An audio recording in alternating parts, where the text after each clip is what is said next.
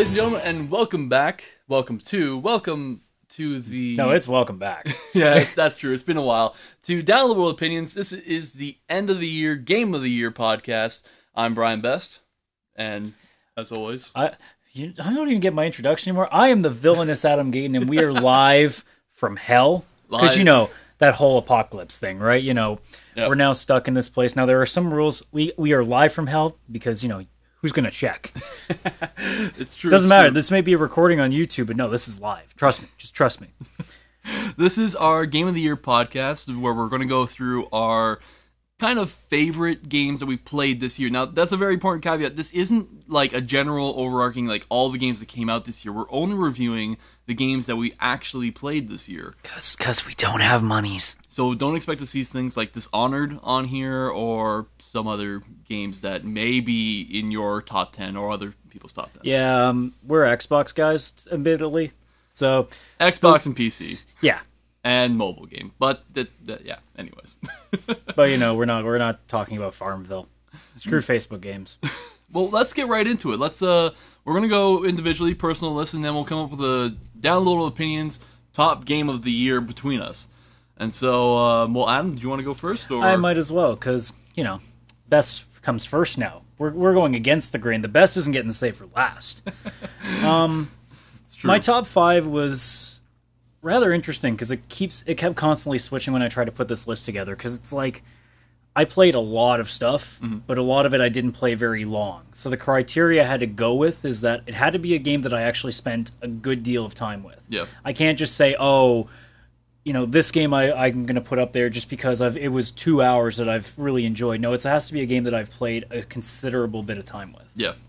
So, number 5, Call of Duty Black Ops 2, and I know I'm going to get some from people. And I will be the first one to be about that. Like, why would you... Because given what Call of Duty is known for and what Black Ops 2 has brought to the table, I have to give them the benefit of the doubt because it may not be different compared to every other shooter, but as a Call of Duty game, it is such a huge step forward and such a huge change for them. But the thing is, this is Treyarch's Call of Duty, not Infinity Ward. Yes, and so which means you probably won't hear me say Modern Warfare 4 as my top 5 next year. That's probably very true.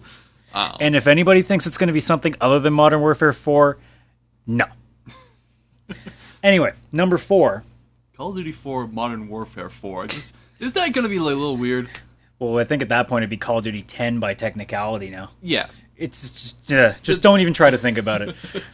But number 4, Far Cry 3, which I don't know if you've had a chance to yet. I have not had a chance to, but all the screenshots I've been seeing online, it looks like a very beautiful game, that's for sure. As they say, Skyrim with guns. Mm. And the reason that I put it up there, I haven't put too much time to it, so the criteria doesn't quite apply to it, but the reason I put it up there is because I've played for about 5 or 6 hours now, and I've done 2 story missions. Because I've literally just said, look at all this. Run, run, run, run, run, run, run. Bang. Oh my god, there's a tiger. Bang. Wait, what was I doing all this time? You don't even realize it. You just really just want to go around and mess around on the island. Like, it's great how that game literally doesn't drag you along and lets you go. Plus, you can set fire to things. Yes, that too. There's lots of fire. I haven't done that yet. I'm still waiting to take a flare gun to somebody. That's going to be fun. Oh god, that'll be fun. Number 3, and this is going to get the other set of groans. Mass Effect 3. Yeah, I won't... Ending aside, it was an excellent, excellent game. Okay. And that's all we're going to say about it for now. Number 2, FTL, Faster Than Light. Yes. Faster Than Light's been just addicting. Like, crazy addicting. Yeah, I haven't played it lately because, you know, all these other games that come out at the end of the year for Xbox, but that game basically took a week away from me. Because I just could not stop playing. And I still haven't even beaten it. Which is the great thing. I finished the first round of the final boss. Yeah. And then you get to the second. You're like, okay, I finally did it. It's so... Aww. Damn it. More stuff. Yes, it is a very hard game to play through. It whips your ass, and it takes great pleasure in whipping your ass. It's a little too random at times, but like you can get really screwed over if you get a bad starting map. You can. And if you you can really, win the game if you have an awesome one.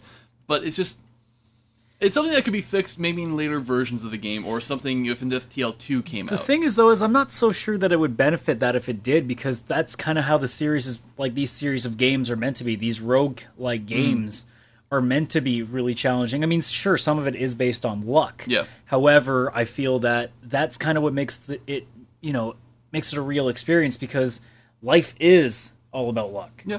That's very true. You can't. It's not like everything in our life all of a sudden says, "Okay, at this point we get this, this, and this." It could be at this point you could get this, and at this point you could get this, but maybe in another life, at this point you get jack shit.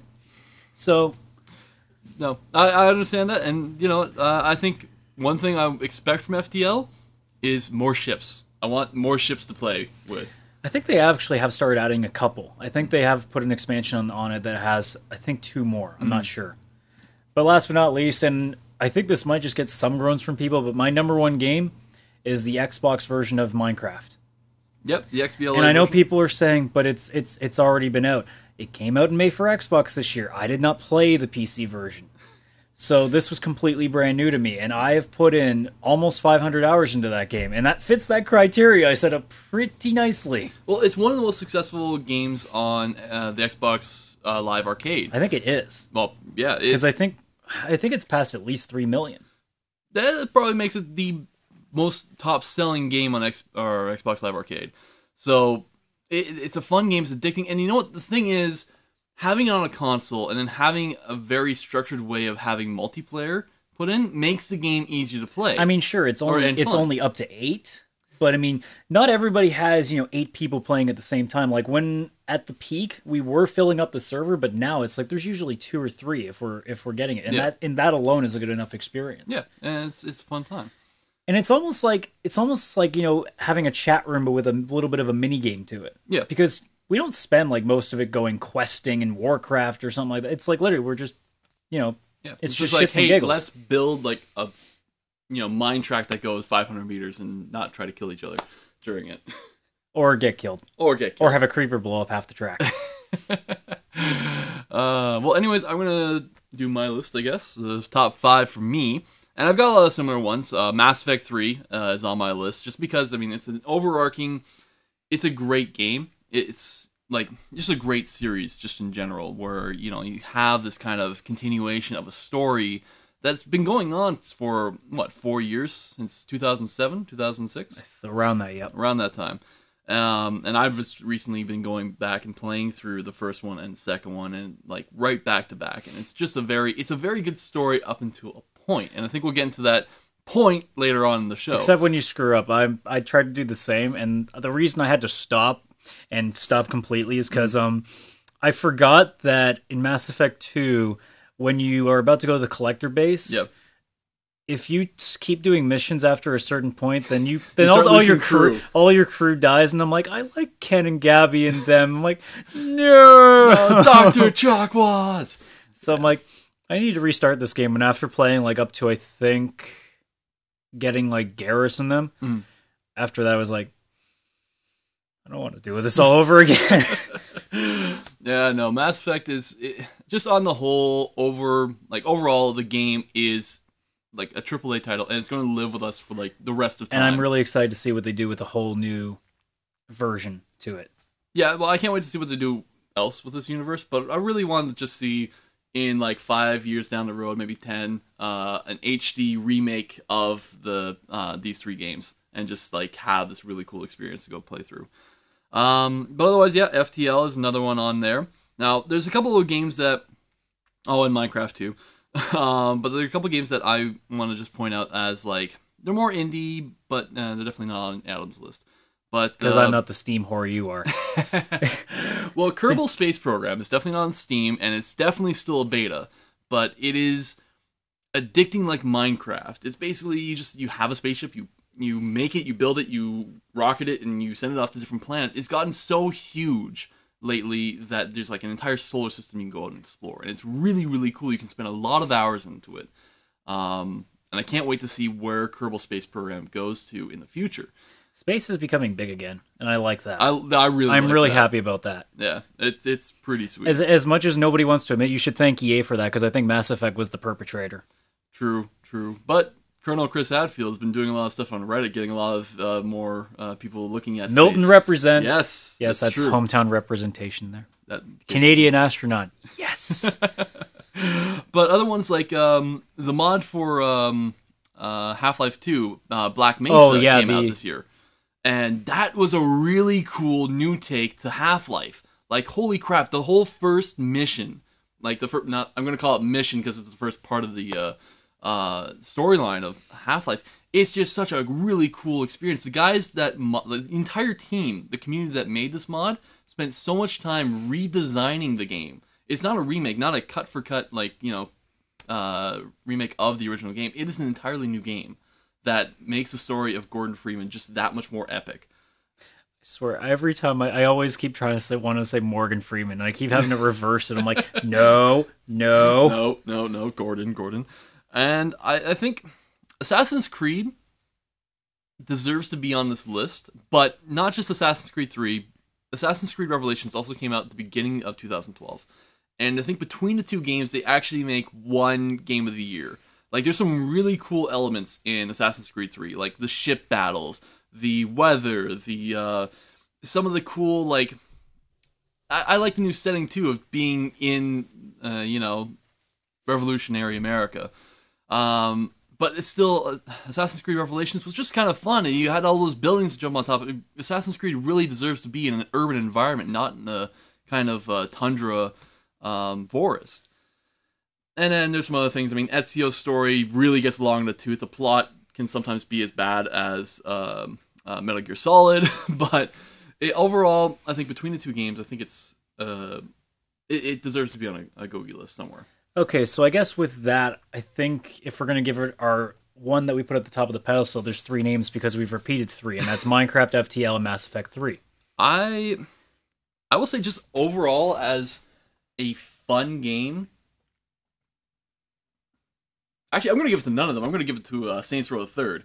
Because as a fun, that came as out, a freaking... that came I don't out the care. year before. Everyone has now started playing Saints Row the Third because now everyone can afford it. Because it is a bloody Because everybody's got to game. look at it now because there might not be another one because THQ is going out of business. It didn't happen during the Humble Bundle. I mean, I know somebody will buy it anyway. Like, it's Saints Row. Somebody will buy that property. That is such a fun freaking property. And I've just been playing it for the past, couple of weeks. I finished the game about a week ago. And it is a fun time. I don't care it came out in 2011. It is my game of the year.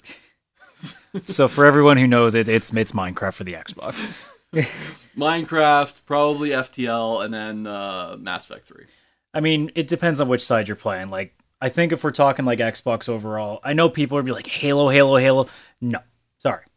It's a good game. Don't get me wrong, but Minecraft.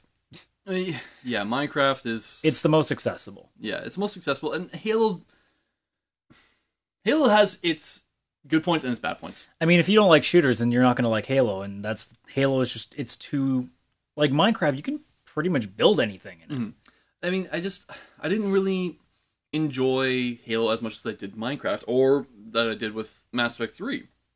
It's just, I don't know, something to do with the FPS genre, and the way that Halo takes its storyline a little too seriously sometimes. I mean, 343 has done an amazing job bringing back the series in a new light, and with Infinity, and especially with the other stuff outside of the game, like Forward Unto Dawn, was a great miniseries. However, it wasn't everything I expected, and maybe I'm putting too much hype around it and was expecting too much, but it's still, I don't know. Halo 4 is a good game, but not a game of the year. Yeah. I mean, other than that, Mass Effect 3, for obvious reasons, I still think it's probably one of the best trilogy games, like the third of a trilogy. Yeah. But the catch is we got the ending. I think if you literally put that ending aside, you have arguably one of the best games. Yeah. And then if you go to FTL came out of freaking nowhere. Yeah.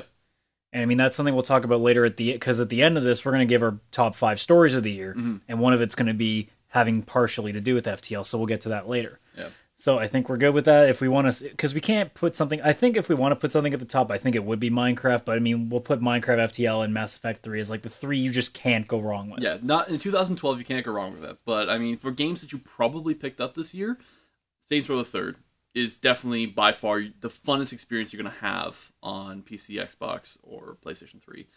And also Bastion is something I picked up this Oh year yeah, as for well. the XBL, yeah, that was a great game for last year. It's a great game, great story, and even better music. Like it's an amazing game, and I was completely blown away that Supergiant Films was Supergiant Games or whatever I think it is, and the Warner Brothers company were the ones to put this out. Yep. Warner Brothers especially. But anyways, I think that's a bit much about it. But So enough about the big ones. Let's go to the stuff on the side. So the first one we're going to go with, I think, is Action Adventure Game of the Year. So I don't know if you want to start that one off this time. Well, Action Adventure Game of the Year, I'll probably give to Max Payne 3, actually. I was going to do the same because it's like one of the only ones that applies to this list. It was going to be Dishonored. I literally had it on my list because I bought it on Boxing Day, but I just haven't gotten around to it because I knew from what I've seen in Let's Plays and trailers and reviews and everything that I'm looking at this thinking, there's no way I'm not going to like this. No. Max Payne 3 is just a game that it's a cult film, essentially. And I love the first two Max Paynes. I even got them from, I got Max Payne 1 for the phone as well. But it's like, it's a really fun story. It's kind of like a Quentin Tarantino film, almost. I mean, the crazy thing is, too, is the multiplayer isn't half bad. Yeah, no. I've seen my brother play it a lot, and like it really just looks like it's Max Payne, but with multiplayer. It literally doesn't look like anything changes. Yeah. Overall, Rockstar has done a very good job with this game. And as a series, Max Payne is really the kind of artsy shooter that kind of makes me feel good for playing it. I don't know. I mean, like, I kind of like the entire genre. As depressing as it was. As depressing as it was very depressing. Yeah, but... That's another thing this year that I've kind of gotten angry about, how everything's got to be extra depressing.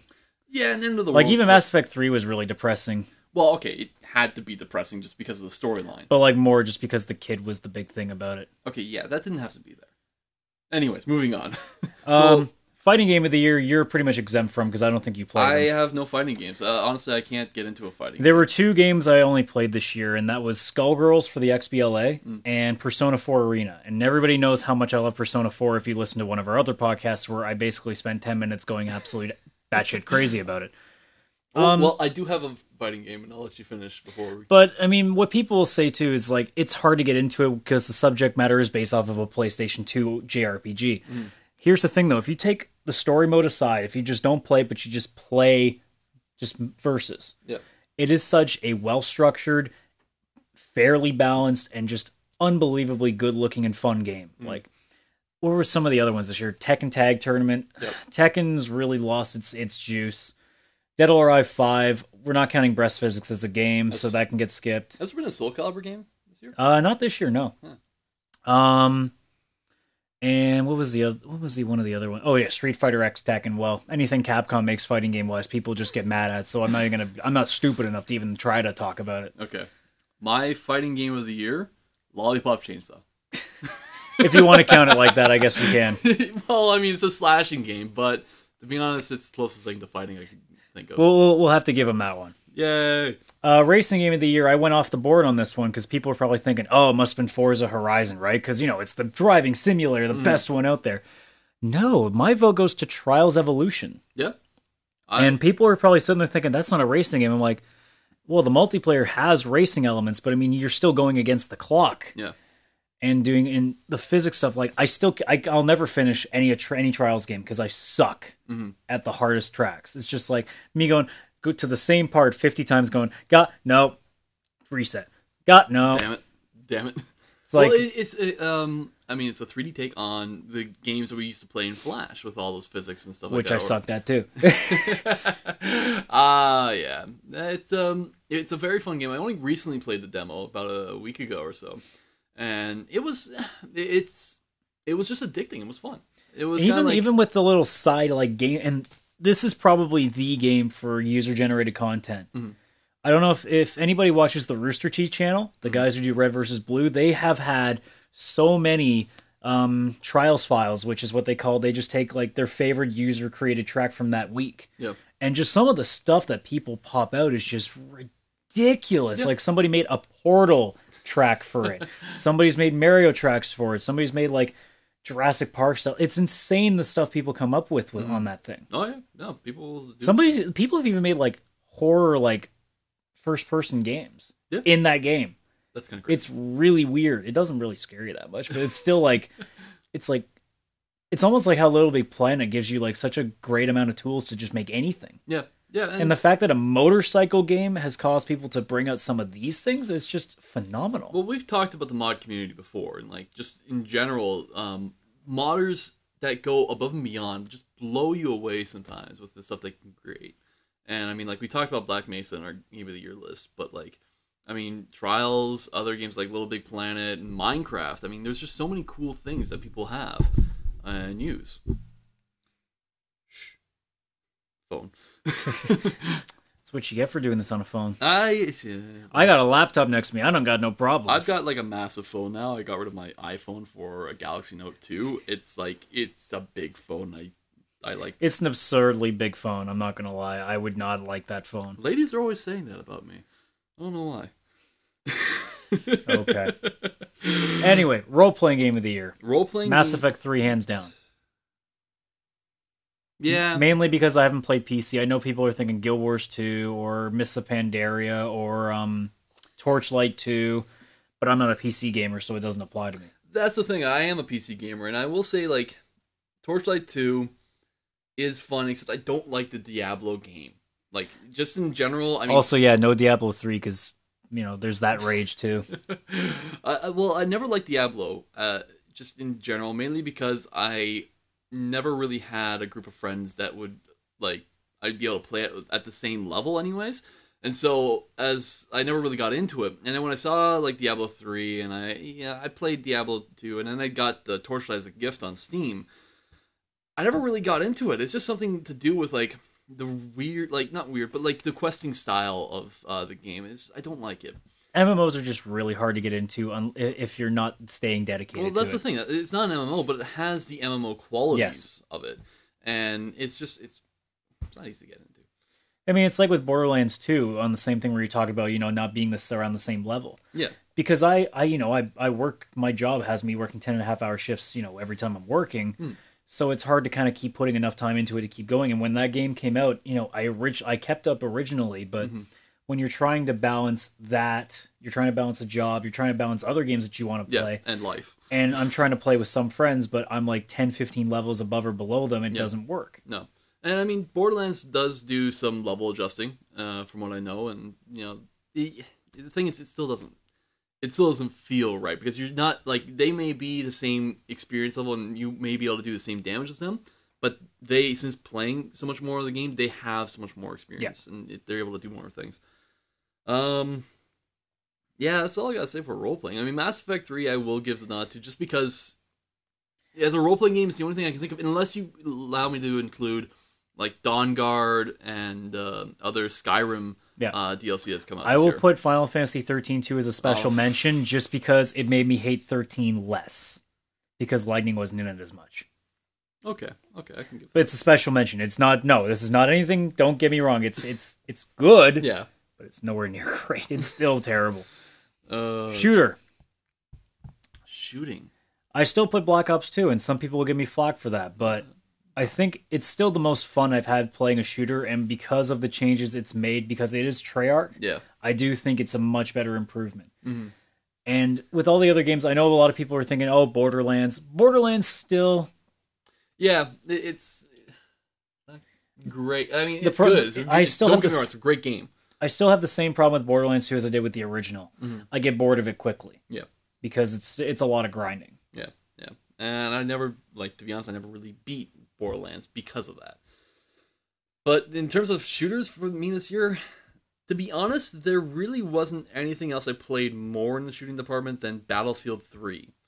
Now, I have a hate relationship with Battlefield, although the gameplay elements of the game, it's a fun time. It's a good formula, and, like, everyone loves having that kind of capture points and the Battlefield formula that they've been sticking with since 1942. So, while I will not give them Best Shooter of the Year, they are the closest. It was made last year. Oh, really? Yep. Oh, for God's sake. Then the premium content I'll put in there. And then that'll be a rage topic later. That will be a rage topic. To be honest, It already was, too. I think like twice. It's been a Ridge thing for a while. I don't really have a shooter that I could say. Okay, no, forget it. Forget everything I just said. I'm going to put Halo 4 in there. Okay. Because honestly, that is the only I think shooter. you've just made people a lot happier. Yeah, probably. Well, the thing is, no, what I love about Halo 4 right now is the Spartan campaigns, the Spartan Ops. The Spartan Ops, yeah. I haven't had a chance to do those yet. A great way of continuing on content. I mean, it's not even like they just reuse maps, but they do it in a way that they just, they tell a new story. They bring in the voice actors and they have like talks and stuff like that. It's something to make your players stick around week after week and keep playing your game. That's what I really love about Halo 4, and to an extent, what I really like how 343 Studios is keeping up with the community. To be honest, as a story, Red vs. Blue is just a better story, Halo story than Halo. And they even have Easter eggs in each Spartan Ops for Red vs. Blue. Yeah, I've heard that. I can't ever find any of the voice actors. Well, that's why you go on Rooster Teeth's channel, and they have every single Easter egg from each of those Spartan Ops. Because they have to toot their own horn, Of course. Alright, what's the next one on our list? Sports, that's you. I don't have a sport. People are going to be sitting there thinking, okay, well, let's see. There's FIFA, there's NBA, there's NHL, there's even MLB if you want to go that far down the list. I'm going to go further down. And you've played this game with me. The London 2012 game. Yeah, it's a really fun party game. And the reason I'm saying this is because every other sports game has really only just been a roster update for everything else. And London 2012 surprised me because I'm actually mad that I traded it in. I actually want to go back and play it because it's a fun set of minigames. I even went and played it online for a little while. And you do even almost feel that sense of pride facing guys from the UK. I even played guys from like South Africa at one point. And when you win, it's like, Canada! But it's amazed me how somebody finally took an Olympic game and made it not suck. Yeah, it's true. It's a fun game to play with friends, And we sat down here for about an hour or a couple hours, anyways, playing just over like all these different maps and these different mini games. And you're right, you do feel that kind of sense of pride, winning for your country.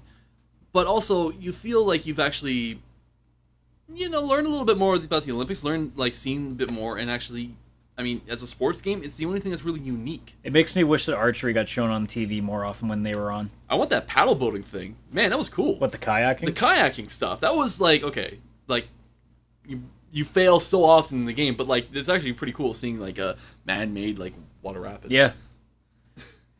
But yeah, I think strategy is next. Yeah, this is going to be the one where we're both going to be going pretty happy about it. Yeah. I mean, big games I want to mention, XCOM Enemy Unknown. I really want to play that game. Don't have the money to, but it's very interesting concept of how it's more like Fire Emblem than anything else. But my strategy game of the year will either be FTL or Kerbal Space Program, to be honest. FTL. Which are both space games and are both awesome. Yeah, just can we stop making the zombie games for a while and just make more space games? Yeah, that's a good trade. More space games, all the space games. Zombies need to go away for a while, and I know people are like, "No, not zombies." There's a zombie bowling game out now on Steam. It's like, okay, I think we're at the point now where zombies is getting too watered down. We've really just killed the genre. But FTL, we already talked about it a little bit. I mean, the game itself is it's remarkable in how what was just meant to be this really small Kickstarter game. And you didn't even know until I told you just an hour ago. It was a Kickstarter. The fact that it's almost seems like it would be a game meant for the DS or even just a tablet game. Yeah. And it comes off as this deep and just well-structured game, and it's astonishing when you think about how indie games can pump out something so phenomenally smart, I guess, because apparently the big developers can't get the word smart into their games.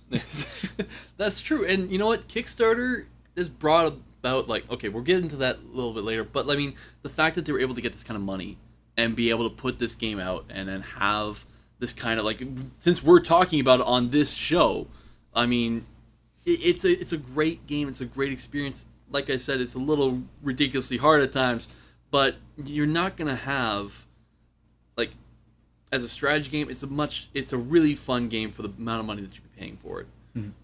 Yeah. Oh, FTL. I love it. So addicting.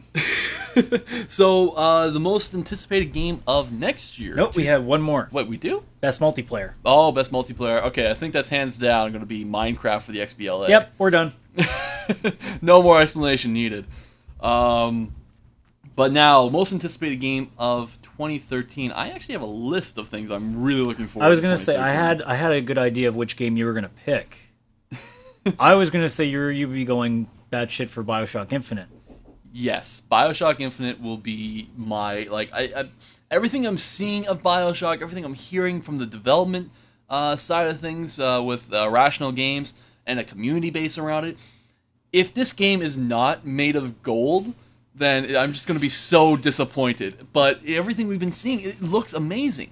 And like reviewers that have had early access to the game says that are saying that it's a really thought-provoking, fun, and interesting first-person shooter, much like how the original BioShock was. And you hate them for getting the chance to play it before you. I absolutely want to I am so mad at them.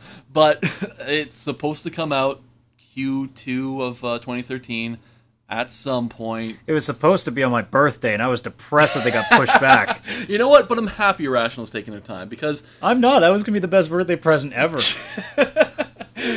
If they needed more time to make the game even more polished, then thank you for doing so. Because I don't want to see a game where it gets rushed out the door like we saw with Mass Effect.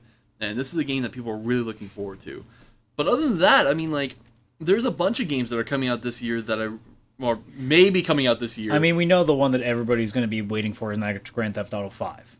That's on my list, but I mean, like, it's a cool game, but will it be different? Will it be a better Grand Theft Auto game? Or will they just be sticking with the formula that they've always stuck with? I don't want them to, and I'm not happy that they chose this one either, because I hate the fact that they make you play a character. Yeah. Now they're making you play 3. I don't know if that's just let me create my own guy. Well, Saints Row the Third, now that I've played it, I see what's wrong with Grand Theft Auto, in that it is a very formulaic game. It hasn't really changed since Grand Theft Auto 3. Grand Theft Auto Vice City, though, however, gets a nod because it's a just awesome 80s piece of, like, being your own, like, Scarface. Tommy Vercetti is the only character in the series that I actually do like. Yeah, but you know, go through CJ's story, you know, Nico Bellic, and, like, anyone else they've done in, like, the little PSP games. Why do that when you could go to Saints Row where you can have a guy dressed up as a superhero and his voice is a zombie? Exactly. It was awesome. It was like, it was a very fun game. And, you know, I mean, you think about it. You get infinite customization on your guy, and there's 3 voices per gender, plus the zombie voice. Like, you literally can have, for the most part, a character that feels like it's you. Yeah. Yeah. A very over-exaggerated version of you, but... But the thing is, isn't that what we want in a sandbox game? We want to be ourselves, and we want to be able to do whatever the hell we want to do in this setting. So... if we want to, you know, streak and jump off the tallest building completely naked and parachute on top of old ladies, we'll do that. That's what I really want from Grand Theft Auto 5. I want a game where I can feel like I'm in control of everything that I possibly want to do. Not just have, like, a very livable city, which... Grand Theft Auto 4 gives us and has, you know, it's a very realistic game, but it still follows that same archetype, which is one thing I don't like. One thing I could probably get over. Other ones that I have on my list is Metal Gear Ground Zeroes.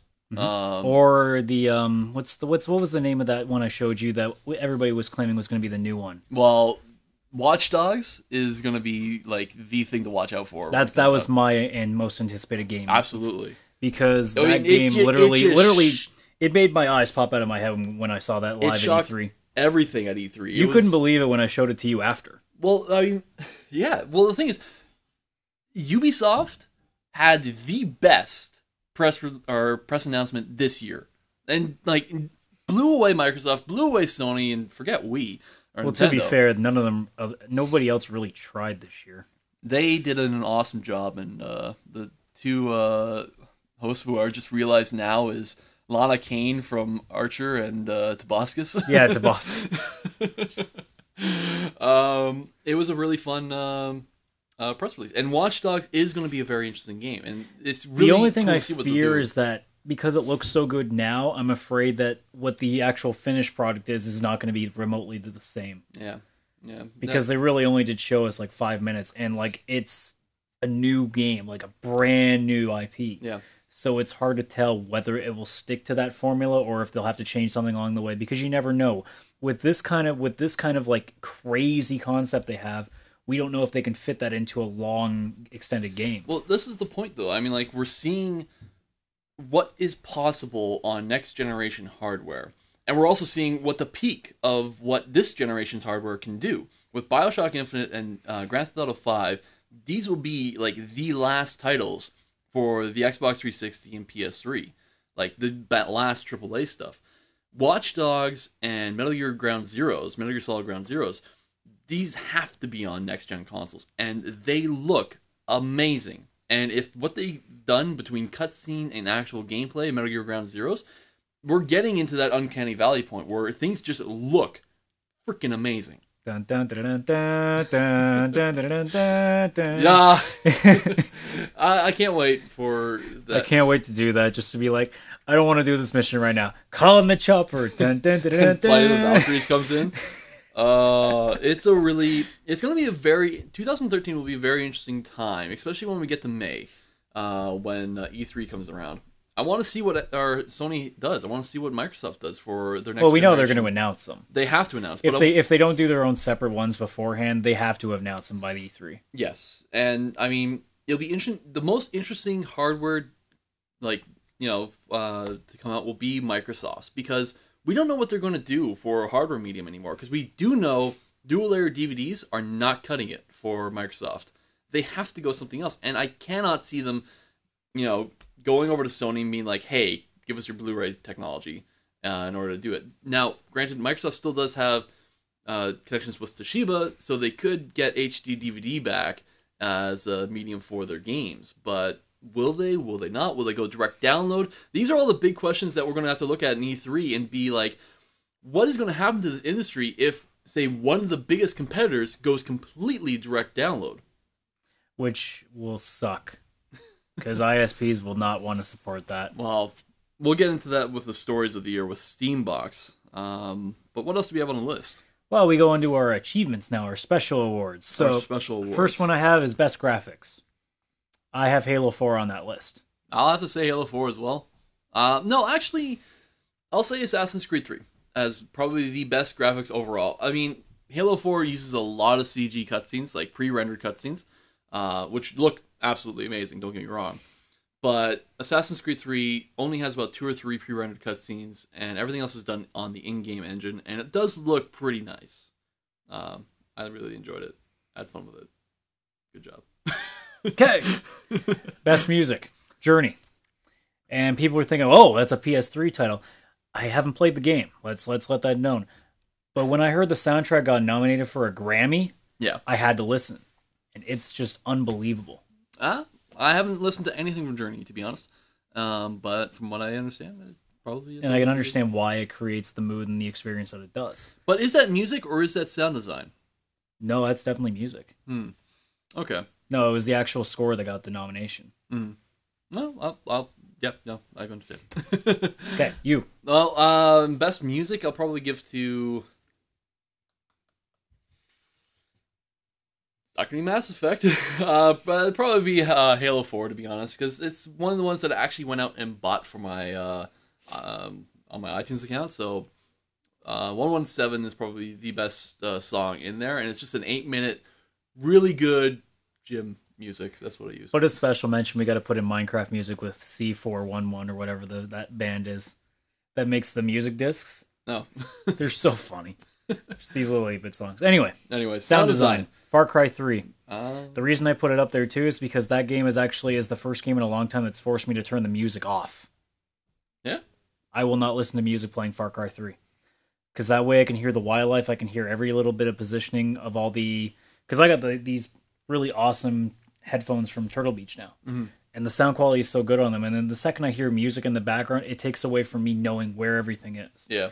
And it really is a game that almost like you need to have as much sound as you can so you know where everything is so you don't die. Because we know how Far Cry is when it comes to getting your ass killed. I see. Well, I haven't played Far Cry 3, so I couldn't say anything for the sound design there. However, I will say Assassin's Creed 3 has done a very good job in collecting a lot of period piece sounds. With different ships, the creaking of boards when you're on like a wooden ship, the nature sounds when you're out and about, going around, the crushing of snow.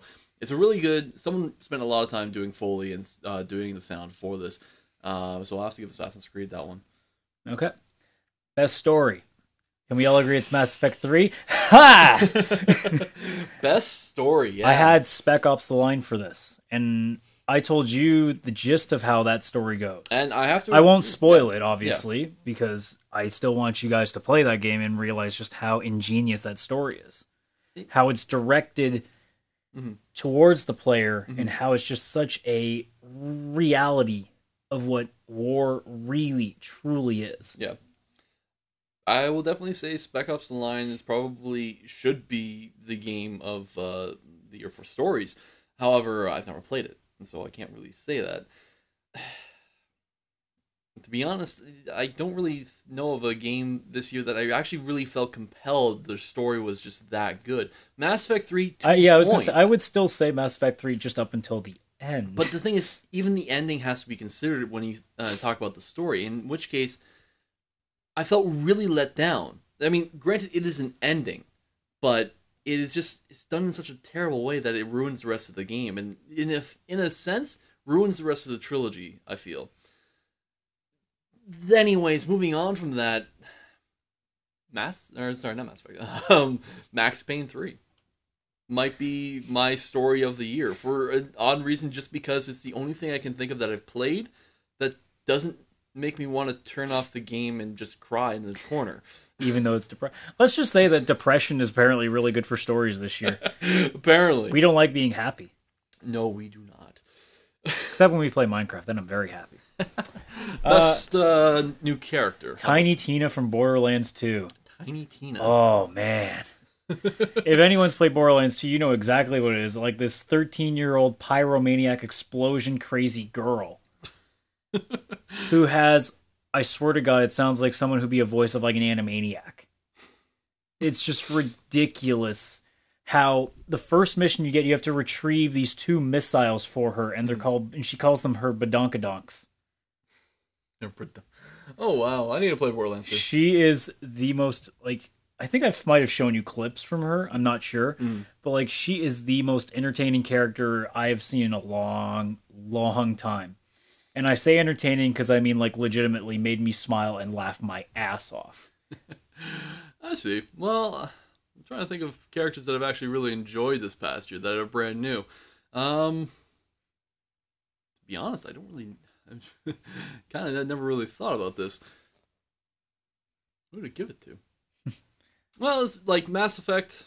I had no real new characters. If I had to say most annoying character, it'd be James Vega. Oh my god, that little whining bitch.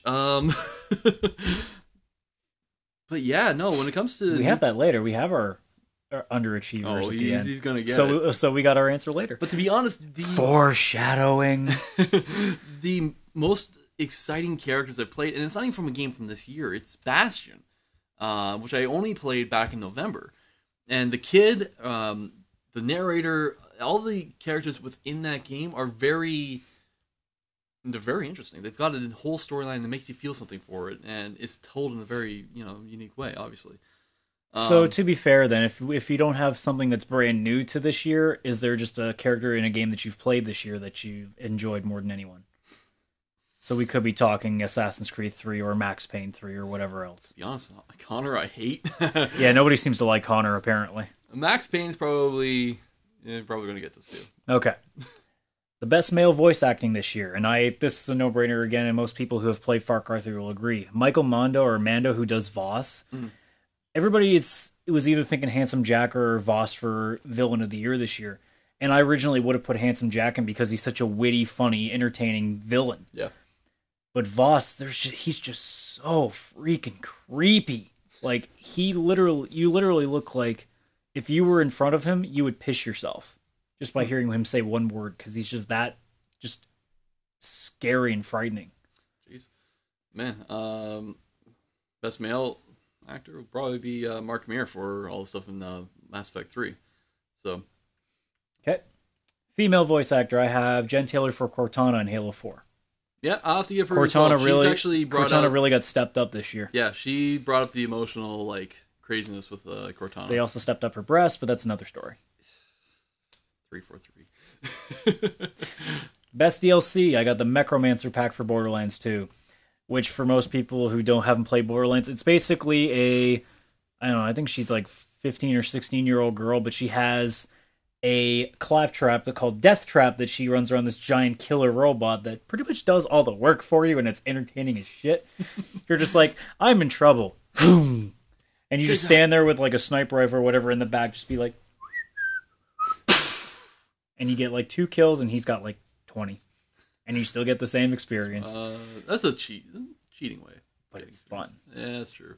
Mine will have to be Dawnguard for Skyrim. To be honest, it's a fun expansion to the original game, and then Dragonborn, which will be coming out. Oh, Skyrim. Last but not least, on the special achievements, we have the biggest surprises. I have a list of 3 things. So I'll start off with one we've already talked about, which was Watch Dogs at E3. Yep. Which is a no-brainer. The second one was Faster Than Light because it was a Kickstarter, and really because those kind of games I never really got into. Mm-hmm. The reason I got into it is because Total Biscuit, who's one of my favorite YouTube personalities right now for gaming, he had this really good Let's Play of it himself, and just watching him, a guy who knows the game a little bit going into it, what you can do with a game like that when you're at your peak, and it really got my interest. And then when I played it, I'm thinking, okay, this might be a game that frustrates me. I'll have like maybe one good game, and then I'll get bored of it. A week later.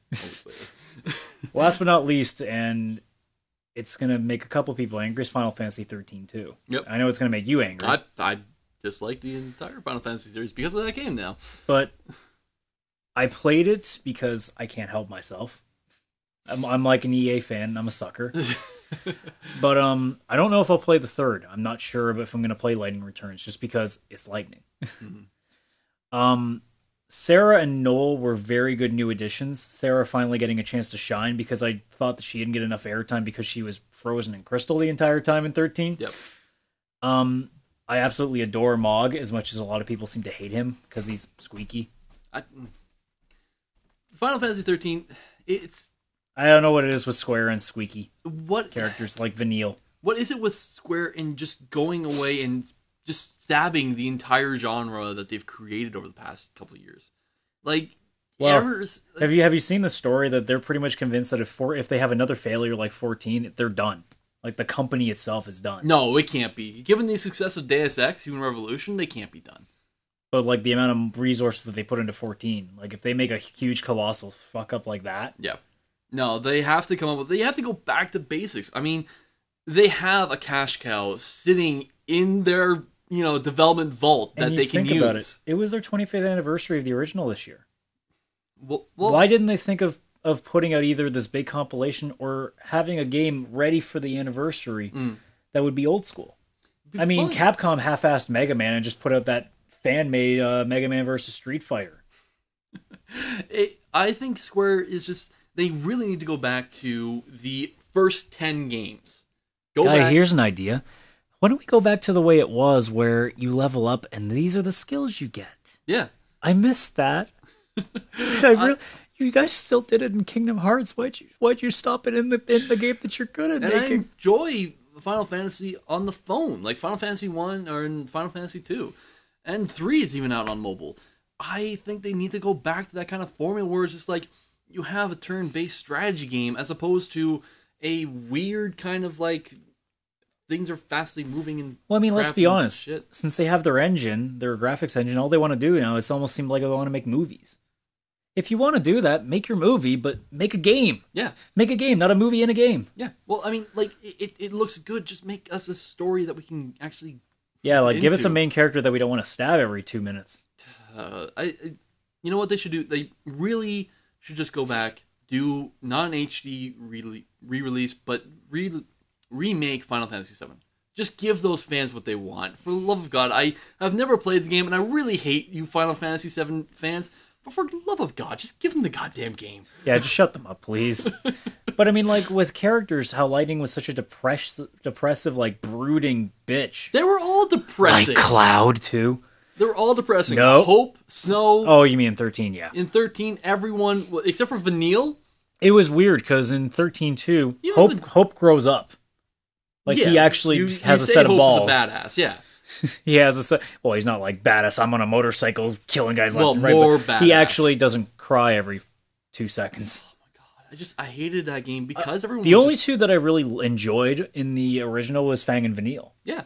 Well, they're the only ones. And then they don't exist in 13 too. So, which are spoilers, which I won't consider saying. Thank you. Even though no one cares. I don't even know. It's just. I feel bad for Square Enix, but they know what they need to do. They just need to get the balls to do it. And they need to stop having villains that are just like, I'm gonna do this because I'm evil. Yeah. Like, there's been some good villains this year. Like, even Menendez from Black Ops 2 was a good villain because you can sympathize with him. You couldn't really sympathize with Caius for the most part because he was just an idiot. Like, you understood why he does what he does in 13-2, but when you still think about it, you're like, dude, like, you're still a fucking moron for thinking it. I think that might be just a big problem with JRPGs in general, and just the way that storylines have been generally Except for told. Persona! In the Final Fantasy series, is that people are just evil because they're evil. There's no... Yeah, whatever happened to Kefka? Who? 6? I have not played 6, and I just realized there's no video camera, so I shook my head. You need to change this. Well, I need to change a lot of things, apparently. The only Final Fantasy games I've played is 10, 13, and 10-2. Yeah, Kefka is the most disturbingly evil character I've ever seen in any game. So you need to play that and understand this. Well, Get an emulator, Jesus. I will eventually. But now we get to the fun stuff. Okay. I call this the scraping the bottom of the barrel awards. So you have on here worst game of the year, biggest what the fuck, a couple of other things. Worst use of a licensed property, most annoying character, most annoying gimmick.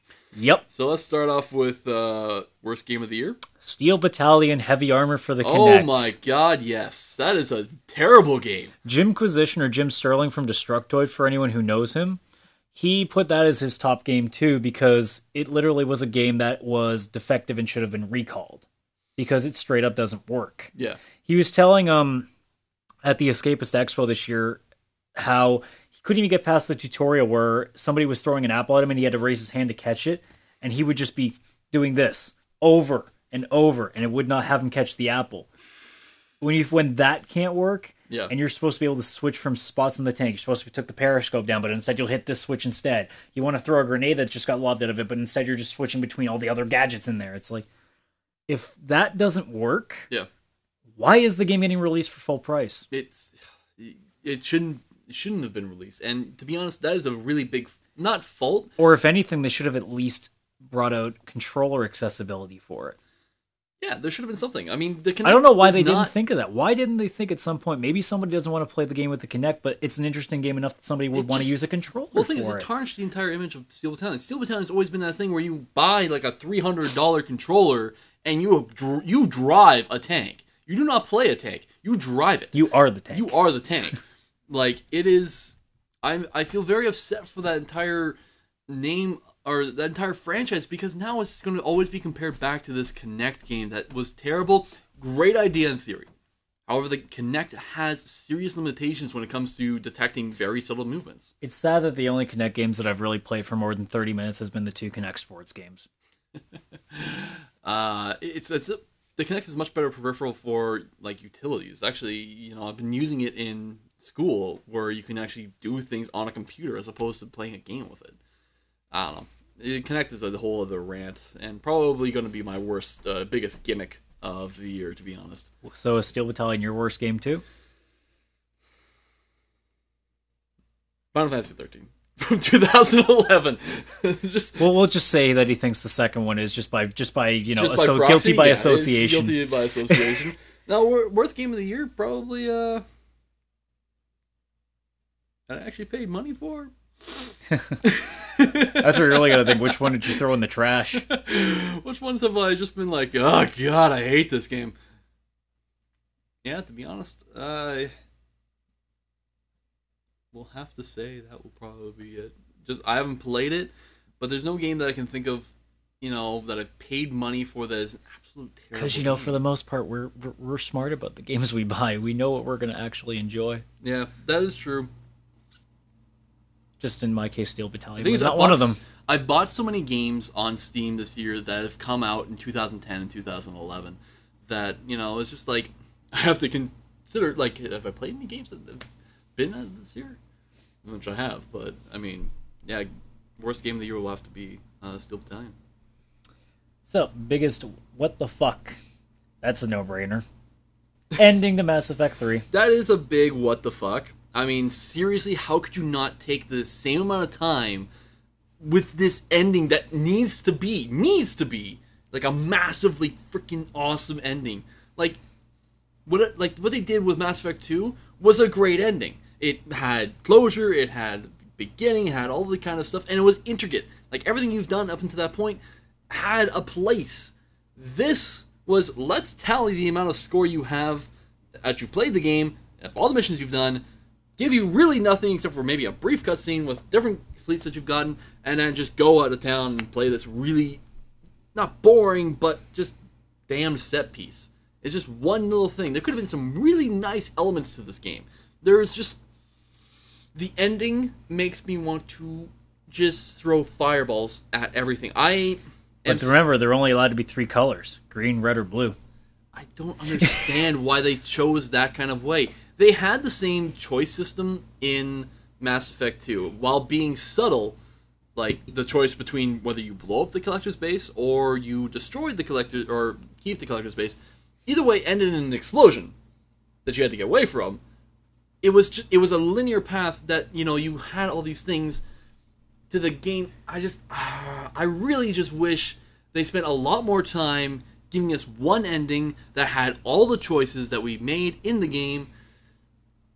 Like the war units that ended up not being useful at all. There was nothing. There was nothing that you saw in the game. It's just they showed up in the cutscene. That was it. One cutscene. They did not affect your gameplay, which would have been awesome. Having like Rachni warriors coming out and being like, "Hey, guess what?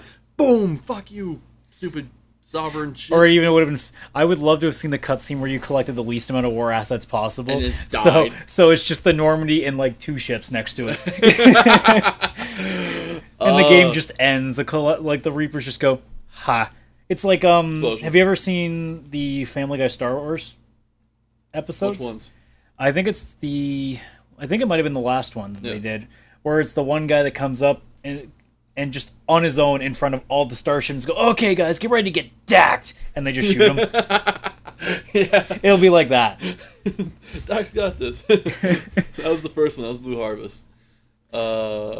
Yeah, no, I mean, it's just, it's sad they didn't take the time. Like, they've done so much for the series. They've brought back, like, all the other things, and they've done really cool DLC. It's very upsetting that, nothing was really done with this ending. It just feels like they reached the end of the time that they were given by EA, and they're just like, we have to throw together an ending, and then this was it. Like, I know the development team stands behind the original ending, and what they did with the extended cut, I'm glad they did, but it still doesn't make up for it. They just shouldn't have had to do it in the first place. They shouldn't have had to do it in the first place, no. Okay. Speaking of Star Wars, I have that as my worst use of a license, the Kinect Star Wars game. Oh my god, the dancing game with that? I cried when I saw that on YouTube. Oh my god, the Han Solo dance. Han Solo! Oh... If there's ever just no, mind you, if that was like that would have been cool if it was like a College Humor video. Yeah. Or it just ended up being like somebody trying to recreate the part where Luke meets the Chancellor for the first time, and all of a sudden they just break out into dance. See, it's like the Halo Bollywood April Fool's joke. Never saw that. Oh, that was hilarious because it got all serious for like 2-3 minutes, and all of a sudden Bollywood. Yeah, no, Star Wars has gotten twisted around with all that kind of stuff on the Kinect. Just leave it alone. Although I will say, Star Wars will be the most interesting franchise to watch in the coming years. given the renewal of the movies as well as 1313, or just looks freaking awesome. Which which a lot of people are happy still is Holy being made. Crap, that's so cool! I cannot wait for that. One thing no, never mind. Let's keep going. I really hope Nolan North doesn't actually have a part in it, because I'm just gonna get him mixed up with everyone. He is Desmond Miles. He is Nathan Drake. If he is this new character in Star Wars 1313, I'm just gonna... Nolan North is just God. That's all. Okay, most annoying character. Lightning in 13.2. Thank God she wasn't in most of it, but anytime she still was, I'm like, go away. I'm actually having fun with this. Go away. Don't like this. Yeah, Lightning. Okay, and last but not least, the most annoying gimmick. I know you were going to say Connect. It's I thought I put this one up because I thought you'd be interested in this one. Premium passes. You know what? Yeah. Battlefield 3, Call of Duty, even like season passes with like Borderlands 2, with all these ones where you just buy this whole thing, and that gets you everything ahead of time. The reason I say this is because I know why they do it. Well, it's because they think you buy this now thinking you're going to play it. Yeah. And then a month later you stop. Yeah. But your money's already gone. Yeah. And that practice, and I know this is because I'm not going to play Borderlands 2 anymore, and I know there's still stuff coming. Yeah. Well, the thing is... And I'm mad I bought that pass. I don't know if this is, like, specifically legal, because, like, when you see things that you can buy on TV, there used to be a practice where you would send them money, but they wouldn't actually have a product made. They would make the product after so much money would come in. So that's what I wonder, like, what happens with these premium deals, like Call of Duty Elite and the Battlefield 3 Premium Pass, and in Borderlands as well, is if they won't make a very large DLC if they don't get the buy-in. And in which case, should that not be illegal? Like, if you don't have a product on hand... Yeah, how much would it suck to pay, like, $40 for a season pass, and then it only ends up being just one pack? Yeah. Like, why would you pay for that? Why, like, it's illegal in manufacturing. Why is it not illegal in software development? I don't know. That's my opinion on that. Because the government doesn't take it seriously yet. Well, not yet, but, I mean, it's still the same kind of idea where you literally don't have a product on your hands. And we're paying for something that is theoretically possibly going to exist in time.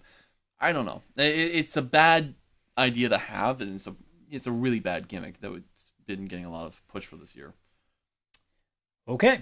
All right. That leaves one thing, our top 5 stories of the year. Ooh, which is funny because you would have thought initially, top 5 stories, this must be like really good stuff and everything. We're probably going to go further down to the bottom of the barrel. I think we're going to go under the barrel now. Well, let's start from the bottom because we just did a huge piece on Mass Effect 3. But let's start with E3 reminds us how much we hate EA. And I gotta say, this was the biggest punch to the nuts to your fans that I could ever possibly imagine. Handing out for what players, like, this is all to do with Battlefield 3, which we paid almost, $120 for the game.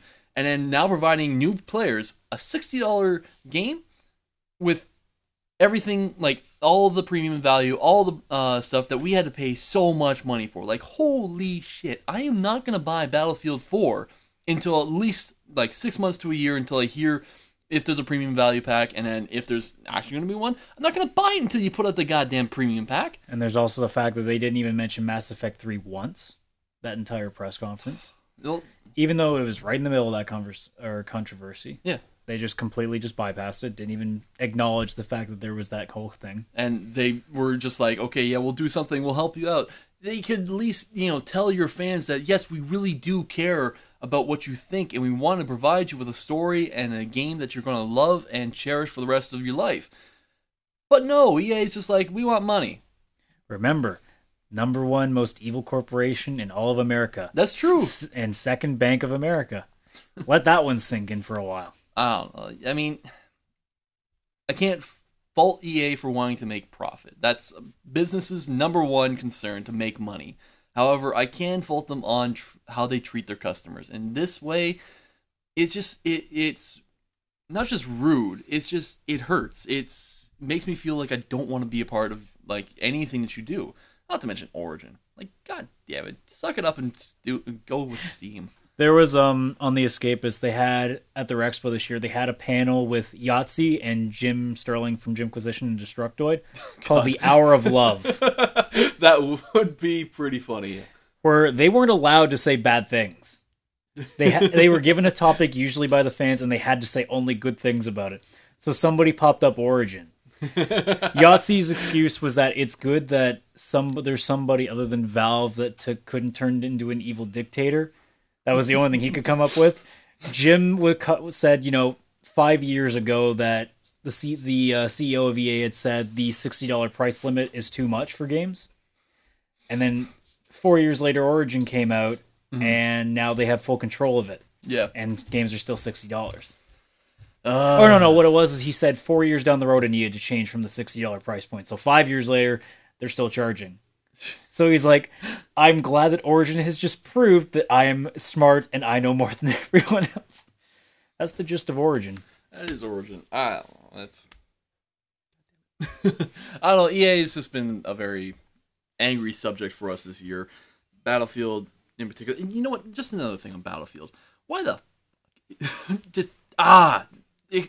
I just want to swear so much that all the sentence would be is just me swearing every possible thing. That would be the point where I intentionally edit bleeping into our podcast for the first time, just for the fun of it. But seriously, why is a patch, like a minor patch, 200 megabytes? Why is a major patch 2 gigabytes? I get your Frostbite 2 engine is a brand new engine, and Battlefield 3 was meant to be the star of the show.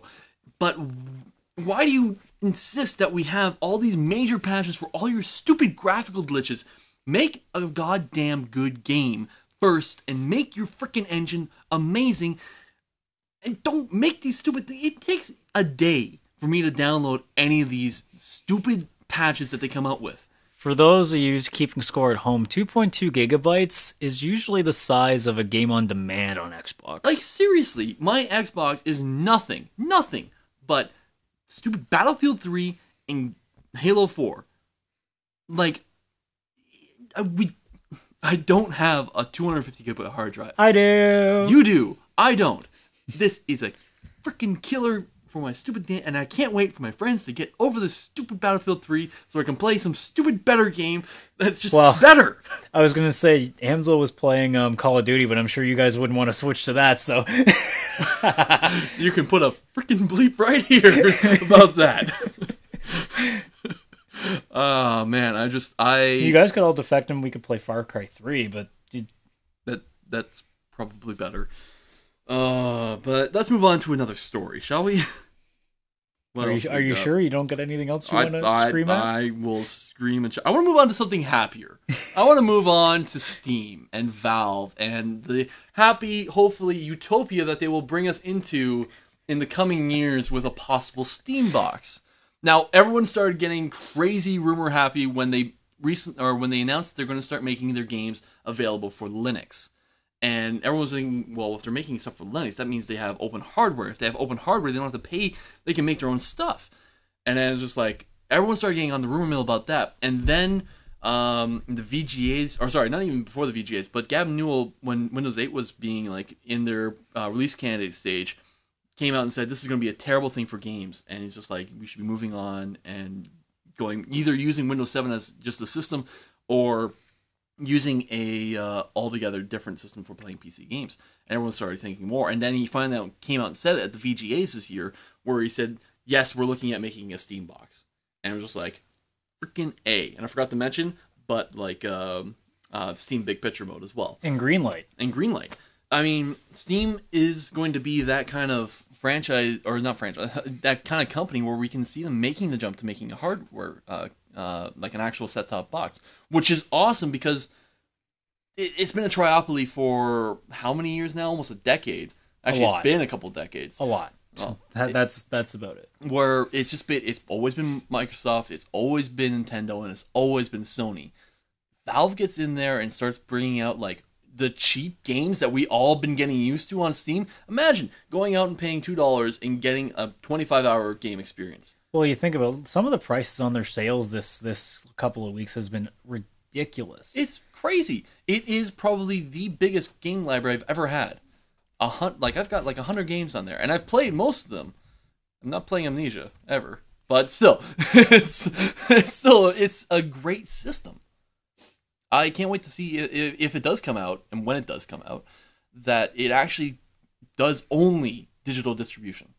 All that's left, I guess, for Valve to do is when the clock strikes the first second of 2013, they say, "Oh yeah, and Half-Life Episode 3 is coming." See, that is the thing that they'll probably do. They'll hold off on the Steam box until they have Half-Life 3 ready, and then you know what? They're going to sell the Steam box with it. Exactly, and they would sell so. And you much. know what? That's going to be they'll have Half-Life 3 only available on Steam box, and PC, whatever. Well, for a while. Until you get to like something like the Orange Box and they pop it out for everybody else. Yeah, but if they do that and it's just like for a month you can only get on the Steam box, they will have all of my money. Like, here you go. Well, you're gonna buy like 100 Steam boxes? I will give them out. I'll just be like, hey, here's one. Take one. Here's my wallet. Keep charging me money until it's all gone. Max the credit card. Seriously, I think Valve is gonna be currently they can do no wrong. But, I mean, I cannot wait until... But I do want to see what happens if they do. If they do something wrong, how they recover from that. Well, they have done something wrong, and it's something that we haven't even mentioned in our show notes, is that the War Z whole debacle that happened. Yeah, that thing. Yeah. It's just... That is something that, it kind of throws into question what the actual consideration for what gets on... Steam as a catalog item, because there are great what's the other games. one? What's it? Revolution 2012 or something, or Revelations 2012? I haven't heard that one. That one got a lot of flack too because it's basically like ripping off Left 4 Dead. It's just replacing it with zombies to you being a white man and there being brown, tribal people that you got to kill. That's lovely. It's kind of racist, a little, but I mean, still, It throws into question how do things get approved through Steam? Do they actually have to buy a license, or what goes on? That's the only part that kind of concerns me with the whole company. But however, it's a very when you stack them up against Microsoft and Sony as a game company, they've got the best kind of platform, to be honest. They have the keys right now. Yeah, they do. They are Apple from 3 years ago. They are, Microsoft of the 80s or 90s. They have the ability to make something really cool for the industry, and I think they will change the industry overall. So, I'll be watching out for that. But anyways, do you have any more thoughts on Steam? No, I think we got that out of the way. Other than Half-Life 3, that's about it. And you know what? I think we're both absolutely right. They're not going to do anything with Half-Life 3 until Steam Box is ready.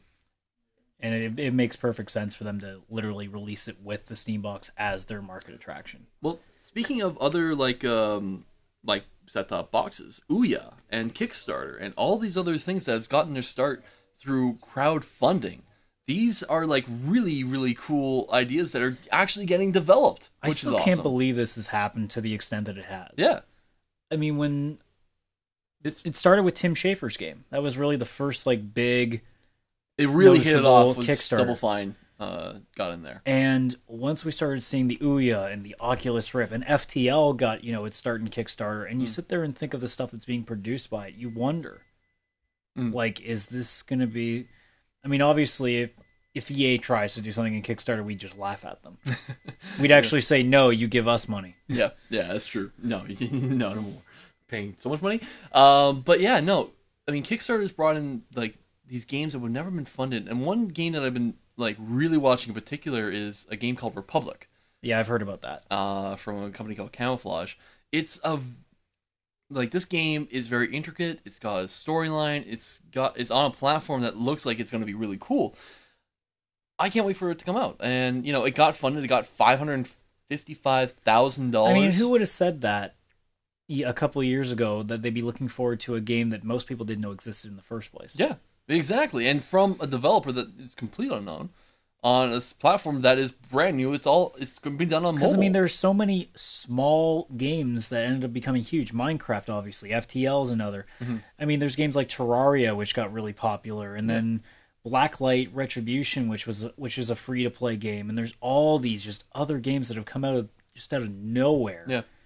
And especially now with Kickstarter, like these games aren't going to be required to be like made, with hand over fist, with guys just spending their own money just to make it just remotely playable. Yeah.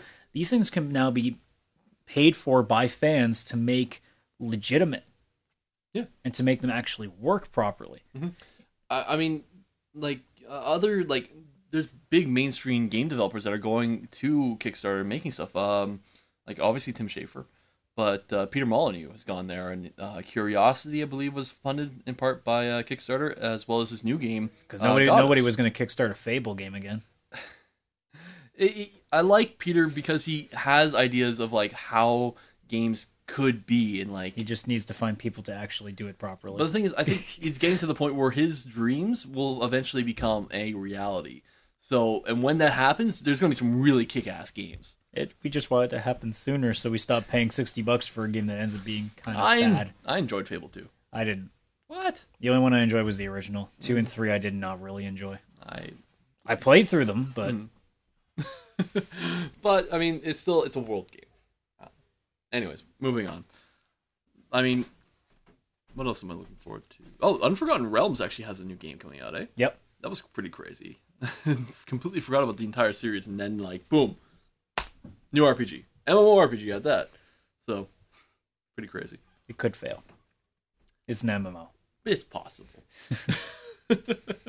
So what's next on our list of stories of 2012?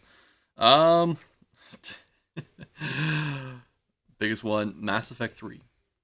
The ending of Mass Effect 3 and the world exploding. Well, the thing is we haven't talked about yet is the continuing, like the the extended cut ending. And to be honest, it's unheard of for a game of this caliber, of this size, to just capitulate to their fans and basically be like, okay, we'll write you a new ending. We'll make it better. In a way, they didn't really, but what they did is they at least like gave us something to make us feel that we actually did something. Yeah. Instead of just leaving off with a cliffhanger and expecting, oh, you lied to us, Shepard is coming back. Yeah, and to be honest, it shows us like, oh, what would you call it? Like the endings were just stuff fans really wanted to have, and the original ending had so many huge plot holes in it. It did fill those up, but it still left us with the same ending overall. I don't know. It could have been so much more. I guess with the way it was just done, the way that it was a game that was so well renowned for its ability to craft and put together the most phenomenal and most engaging story I think we've ever seen in the gaming industry. And I will say that right now, that Mass Effect has had, minus the good SNES Final Fantasies, they've had the best stories ever written, as far as I'm concerned, that I've ever played. I've never been more engaged in a storyline than I was with Shepard.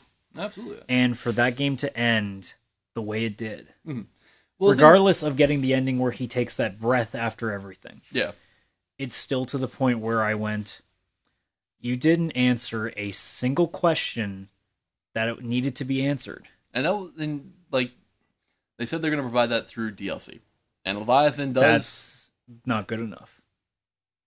It isn't. And you shouldn't have to pay for a conclusion. No, you shouldn't, and you shouldn't have to pay for anything, but you have to, and that's been the thing that's been going on since Mass Effect 2, where you cannot really get the full extent of Mass Effect 3 unless you download and buy the Arrival DLC. But at least with 2, it still had a legitimate ending, and then the DLC with 2 ended up expanding, almost like it was 2.5, like in between, because Lair the Shadow Broker was just tremendous. Yeah, it was really good. And Arrival, I wish I'd played before I played 3, otherwise I wouldn't have realized the story behind it. Yeah. Because I realized, oh, somebody destroyed a whole system by taking out one of the relays, and then replaying 2 and playing Arrival and going, oh, shit, it was me. It was us. It's like Silent Hill 2. Oops, spoiler. Oh, poor Final Fantasy. Yeah. But anyways, it's just I don't know, Mass Effect 3 could have been, should have been much better. And I think that's the thing with a game that big, with the ending that everyone expected to be like this glorious piece. Was it always set to fail? I don't think it was. I mean, the ending that was given to us was a bad ending. And it had plot holes, it had just massive amounts of crap in it that could have been so much better. I think they would have had a hard time making an ending, and they should have put more development time into making a very good ending as opposed to a very awesome beginning, which they did have with Mass Effect 3. I don't know. I think that's going to be the end of it, to be honest. Mass Effect 3, Mass Effect in general, the series is amazing, and no one can deny that the story and the interactive bits of it are a very fun and very interesting and innovative piece of storytelling that we haven't ever really had. The way it continues on through each and every single game. But the ending is just something that you cannot get around. It's just this, like, it's this thorn in the side of a very amazing, game. I don't know. It should be better. Now, I'm assuming we'll both agree on this, but we have to assume there will be a fourth. There's going to be something in this universe. We don't know what, if it's going to be a I just hope it'll be new. It has to be new. It has to be something else. They can't. And I still like the idea that I had that it should be, you're not a captain starting off. You should be starting from the bottom. I think that would be great to start off as a rookie soldier and you work, because the way Far Cry 3 works is that you have no skill with a gun. You've never fired a gun before. Yeah.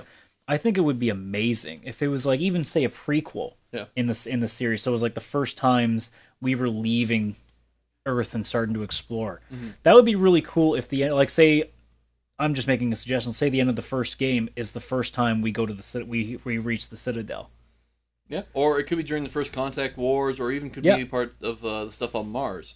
Either I would just love the idea of being able to literally craft your own guy from scratch, like literally deciding what's your history, what was your proficiency going in. Or even doing Shepard's prequel stuff, because there's a bunch of different, like the Skillian Blitz. I wouldn't mind that either if they had, like, say, I guess almost like an arcade title where it was just telling like a quick start of his backstory on, say, if you were in the what was his hero story? That was the Skillian Blitz. Yeah, the Skillian Blitz. Yeah. Like being able to do something like that is like an arcade title or something like that, where they just quickly put together something like that. It's like maybe 2 but or 3 if missions, they're going to put out a whole new game, like a full 50, 60-hour experience, I want something where it's a new character, and I want something that isn't like you're already... I hate games that start you off as you're already this tank. Yeah. I want to become the tank. I don't want to already be one. What might be fun is setting it during the Reaper invasion of Earth, having you part of the resistance movement. That would also be interesting, but I don't know if I want to put it right next to the universe we just finished. Yeah, that's true. Because then they would screw up the ending to that too. Because then you won't even exist in this one. You'll just be like still on Earth, and they'll be like, "Oh yeah, we won." That's true. Maybe. Or maybe they can change it without... I don't know. Anyways, I think that's going to be it for it. Mass Effect 3, it's just this weird thing that came out this year that, could have been so much more. So we're left with our top story then. And I developed this one during all this, because we've done 4. Okay. Because I originally had the Wii U on the bottom of the list. Yes. And we skipped it. Yep. So I figure what should be our top story really should have been obvious in the first place. What we're looking forward to next year with the next generation. Because we've already had 2 that I consider to be the next generation of what's coming. And that's the Wii U and the Vita. And both of them have not come out very well at all.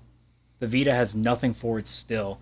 I think Persona 4 Golden is probably what's selling, keeping it alive in Japan. Yeah.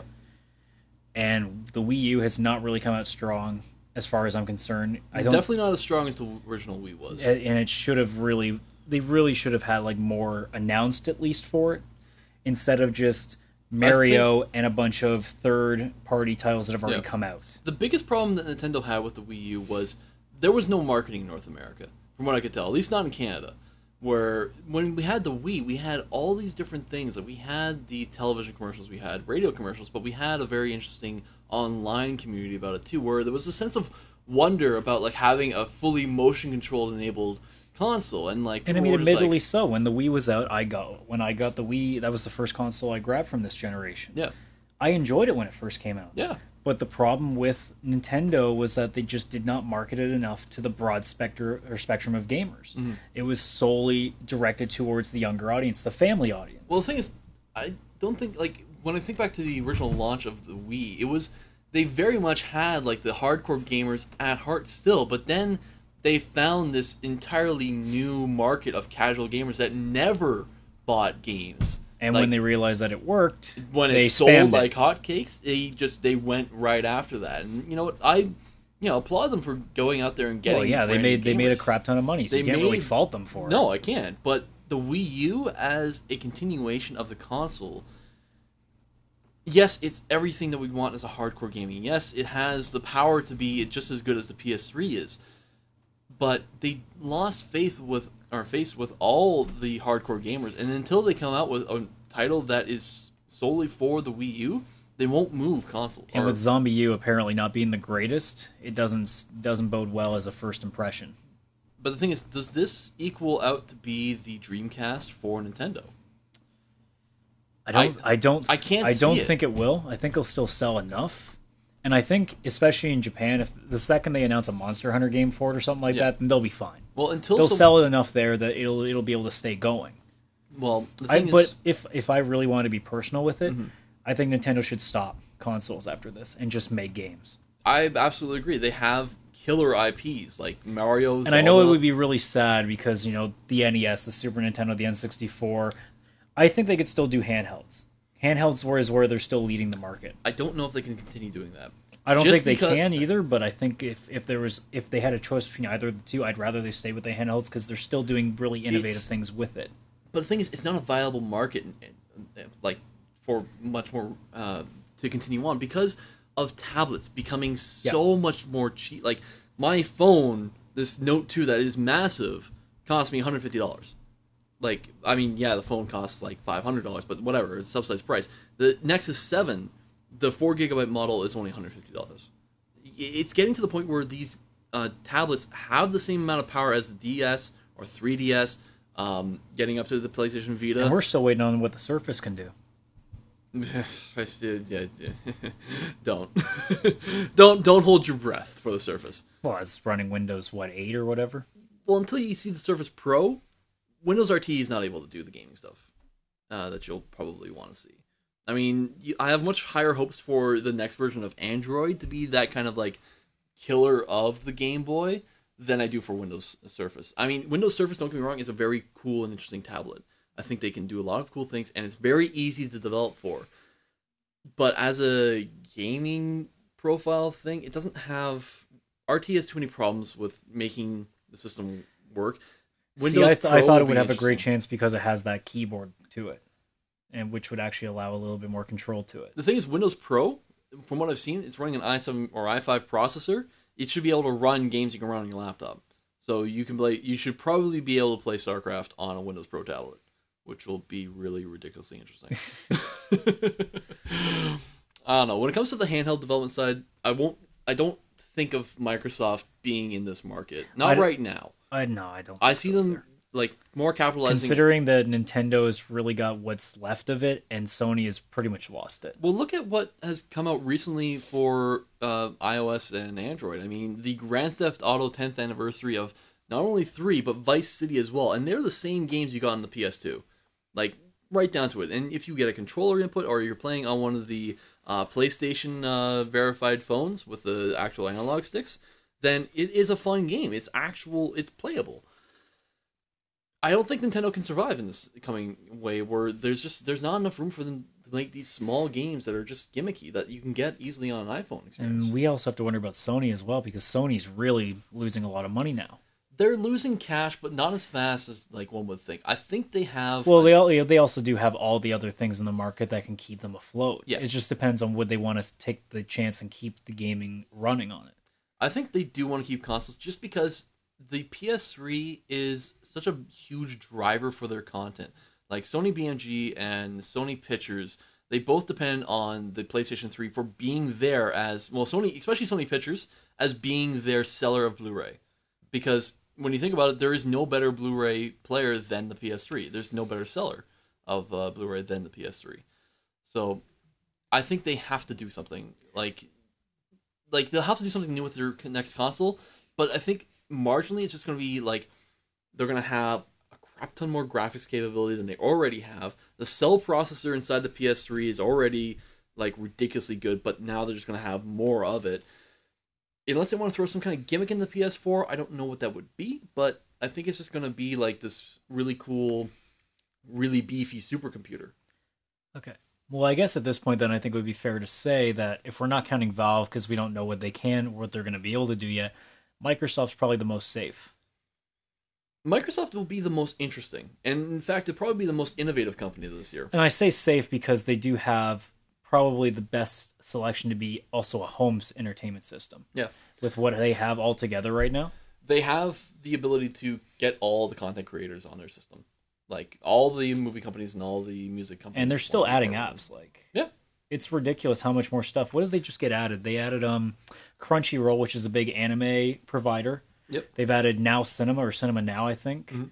I mean, they've got UFC on there, which is huge. They have Real Sports, which does all the MLSE stuff, so we get Raptors and NHL and all that stuff. They have MLB TV. Mm-hmm. They have Netflix, obviously, but everybody has Netflix now. Yeah.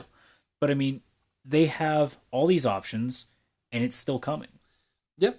But I think the biggest way, like, Microsoft's going to keep it interesting is with, like we mentioned before in the show, their distribution model for the new games. Like, they have to do something differently. And, to be honest, they're never... I can't see them ever going to Sony and being like, we want to use your technology.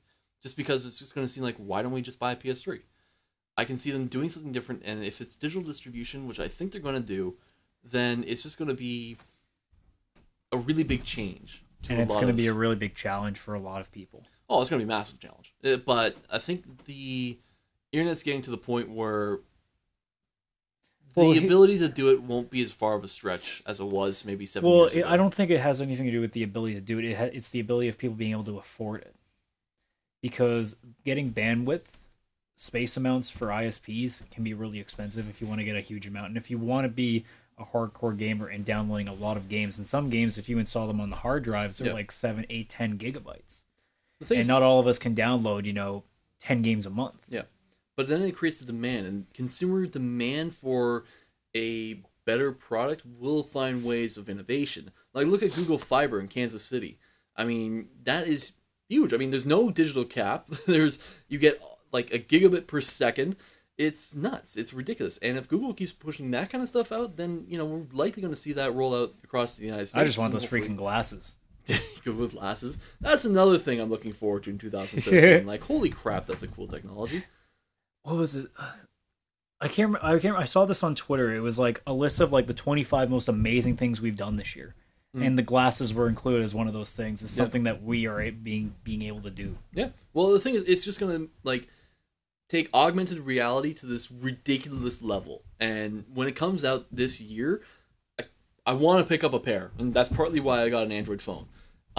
And I just want to see what it's going to be like, and if I can, make it into something really cool. Like, gaming is going to get so much more interesting. It's going to get more realistic. It's just, I don't know. It's going to be really fun. You'll never get lost again. Graffiti's going to go up to a whole new level with it too. It's going to be ridiculously cool. Glasses will all of a sudden become fashionable. Yeah, pretty well. But getting back to the gaming side of things, I mean, Microsoft will have their console. It's going to do something cool. Kinect 2 has already been kind of rumored about. I don't care now. And the thing is, they have the coolest system for second screen capabilities. The Microsoft Smart Glass is available on every single system or every single handheld. So it's on your Microsoft phones, your Apple phones, and your Android phones. And you can have everything that you get in the second screen technology, like information, download DLC, add points, do things, like connect with your friends. It's much better than the Vita. It's much better than the Wii U. Granted, those systems both have a lot more to offer in that you could actually play with the Wii U and actually do stuff on the screen. But that's also because they're out right now, and we don't know fully yet what the PS4 or the 720 will have. Yeah. And, I mean, the Vita does the same thing that the Wii U does. But the thing is, like, having a second screen technology that's available no matter what, it's bring your own device as opposed to buying a $150 gadget. Yeah, it's obviously going to win. Because you have the device already. everyone's going to use it. I don't know. That's what I think about 2013. I think it's going to be an interesting time for the hardware side of things. More interesting to see what we can possibly what we can do pushing the limits of next generation technology. This could potentially be one of the biggest years in our industry's history because of the potential change that could come to it. It's a very 2013 will be a huge year of change. I'm sure everybody says this every year, but Well, yeah, but I mean, we're in a point where we're in a different there is going to be a console refresh. It just has to happen. And we're seeing other companies like Ouya and Valve look at disrupting the industry even more by fragmenting it into these different kind of going after the casual users, and then going after the hardcore PC users that have been completely and utterly ignored throughout all of 2000. Because $300 over 2000. Yeah, but it's going to be an interesting. It's a very interesting time. And especially with some of the other games that are coming out, like BioShock Infinite, it's definitely going to be, it has to be Gogi. Don't forget Modern Warfare 4. Fuck that. But yeah, I think that's probably going to be it for this episode. So with that being said, at the time of this recording, it is the 30th of December. Hopefully I'll have this out either today or tomorrow. Hopefully, depending on what it is. To everybody, have a Happy New Year. Yep. Have a Happy New Year, and hopefully we'll see you around 2013. The reason why we've been so late with all this stuff is because we're both very busy with our time. You especially. I have no time. I'm currently in a post-secondary program. Not post-secondary.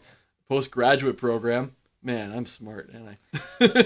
So you're already on a good path. Yeah, no, and I keep really busy. But I will be finished this April, and hopefully there'll be a lot more download opinions for the next E3.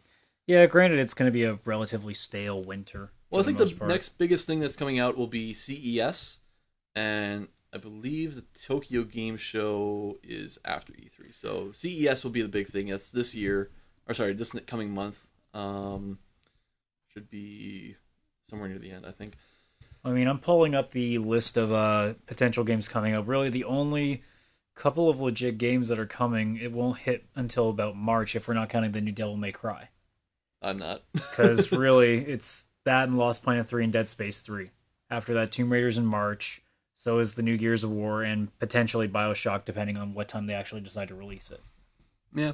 Tomb Raider, I'm looking forward to. Nothing's really announced otherwise. Yeah, nothing entirely new. I mean, granted, it's usually like that. There's usually hits in March, and then we wait until E3 until the really big stuff comes. Mm-hmm. Well, I mean, yeah, Tomb Raider, BioShock Infinite, Dead Space 3 will be interesting to see. Devil May Cry, just as a purely academic thing, where I just want to see if a reboot of the series would be good, or just as good as how it was on the PS2. But I really think that Capcom needs to do something new, have some, or just stop for a while and let the fans kind of cool off. Nobody's happy with Capcom right now. I don't know who's mad at which other fans are more angry at them, whether it's EA or Capcom. Because Capcom fans are pissed at them. I completely forgot that my worst game of the year is Resident Evil 6. Touche. Holy crap, that game was bad. Just, I mean, it's playable. Don't get me wrong. Not like Steel Battalion. But Resident Evil 6... We'll put that in the biggest letdown. A big letdown. Game of the year. Always ending on depression on this show. Anyways, I think that's going to be it for Downloadable Opinions. My name is Brian Best. You're the villainous... Adam Gayton, am I? Is that my name? Possibly. You don't introduce me anymore, so I don't know. I'm not sure if my name is just if I'm non-existent anymore. Maybe I'm just like your imaginary friend here. That could be possible. To also throw in a question what I'm doing in this person's basement. Anyway, no. We said we were live from hell, Brian. You screwed up the story. Anyways, that's